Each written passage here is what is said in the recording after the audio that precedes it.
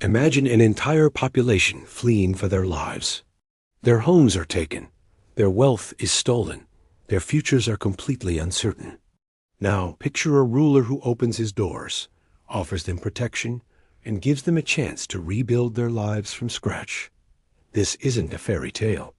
This is the true story of Sultan Bayezid II, the Ottoman ruler who welcomed the Jewish people expelled from Spain in 1492, in a moment that would change history forever. Welcome to Noble Footsteps, where we explore historical events that teach us timeless lessons of mercy, justice, and ethical leadership. If you love real Islamic history and stories that inspire, make sure you subscribe to our channel and join our journey into the past. The year was 1492.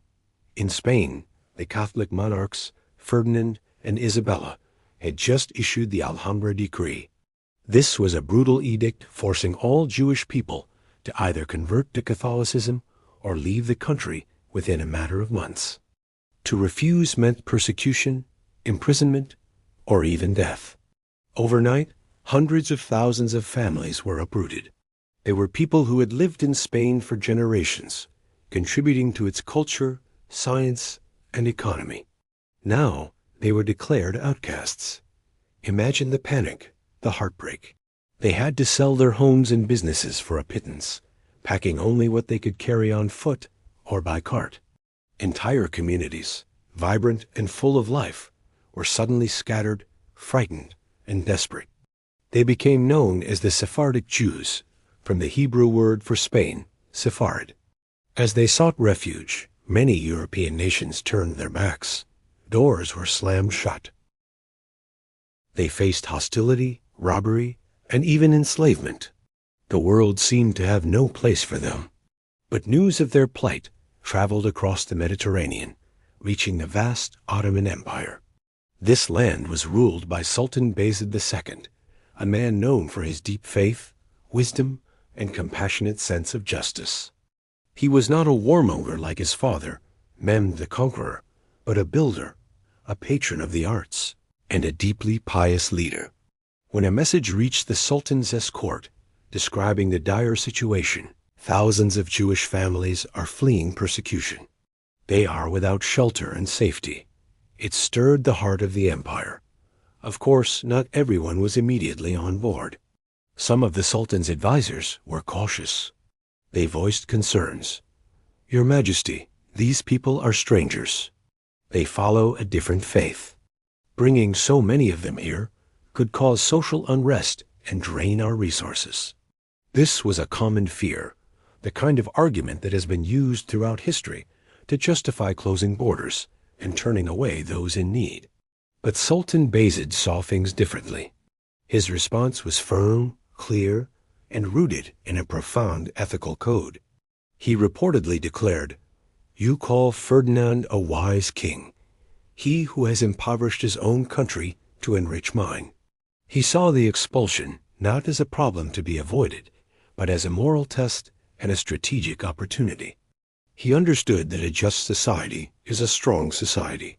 He is said to have told his advisors, "It is far better to bring them here than to stand by and watch them suffer. Whoever harms these people harms no one but themselves." With that, he issued a series of sweeping orders. He didn't just passively allow them in. He actively invited them.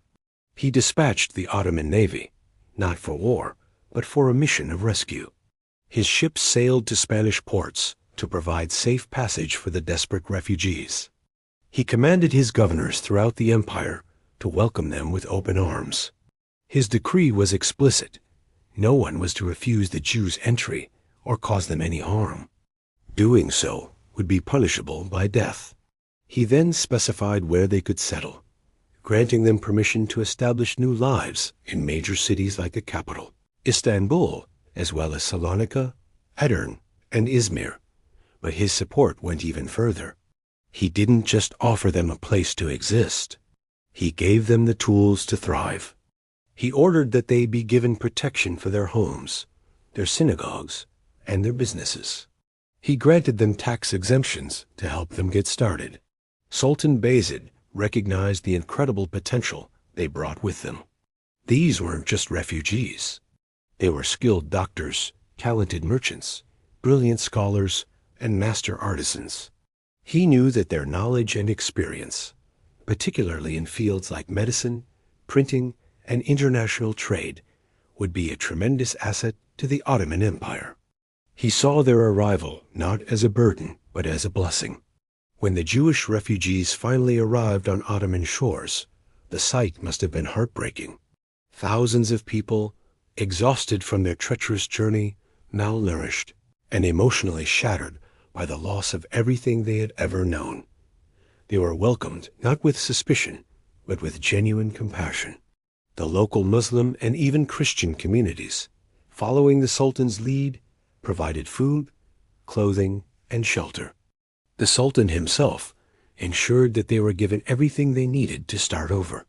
He allocated housing, helped them establish trade networks, and most importantly, he guaranteed their religious freedom.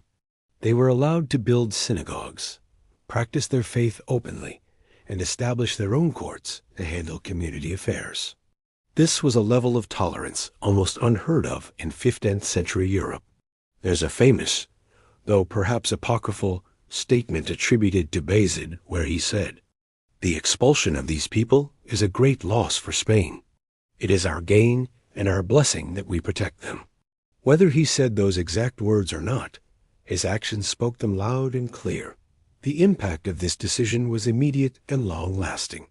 The city streets of Istanbul, and especially Salonika, which would become known as the Mother of Israel, were soon filled with vibrant new communities. The Sephardic Jews brought with them a wealth of knowledge and innovation.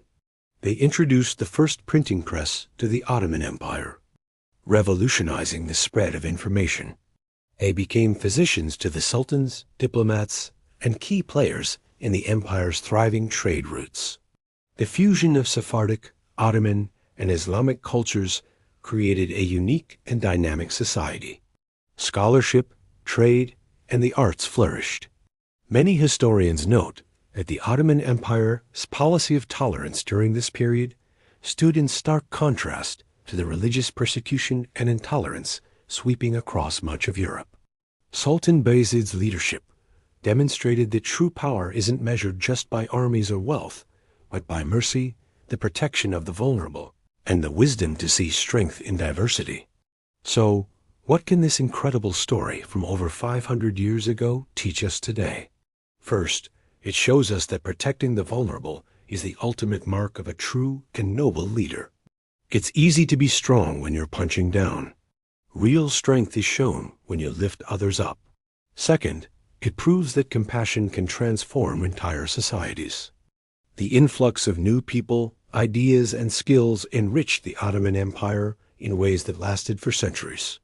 It wasn't a zero-sum game. Everyone benefited. Finally, it reminds us that justice and mercy are inseparable components of ethical governance.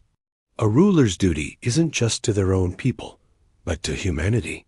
Sultan Bayezid II is remembered today not for the battles he won, but for the countless lives he saved and the communities he helped preserve. His legacy is not one of conquest, but of compassion. In a world that often rewards power over kindness and self-interest over generosity, his actions echo through time with a powerful message. Mercy is strength. Protection is leadership. And sometimes, the greatest legacy a ruler can leave behind is found in the safety, dignity, and prosperity of the people they chose to shelter. If this story inspired you, please help our channel grow by hitting the like button. What lesson from this story resonated with you the most? Let us know in the comments below. And don't forget to subscribe and ring the bell for more weekly episodes exploring the noble footsteps of mercy, ethics, and justice from history. Thank you for walking with us today.